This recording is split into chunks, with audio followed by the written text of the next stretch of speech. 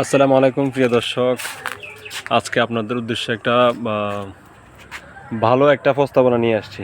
প্রস্তাবনাটা হলো এই দেখুন, আমার স্ক্রিনে দিয়ে দিছি আর আমিও বলি।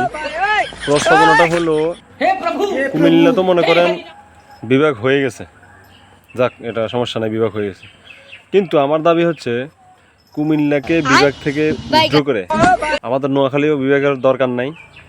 আমাদের গজারিয়া গ্রামটা কিন্তু বিশাল বড়। আমাদের গজারিয়া গ্রামকে বিভাগ বানানোর জন্য আমরা আরজ করছি।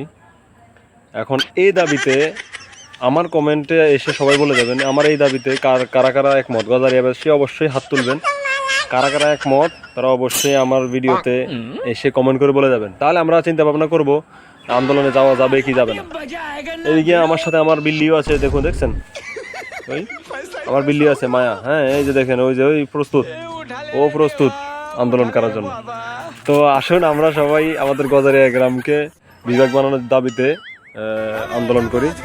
সবাই গজারিয়া বিভাগ চাই। আসসালামু আলাইকুম ওয়া রাহমাতুল্লাহ।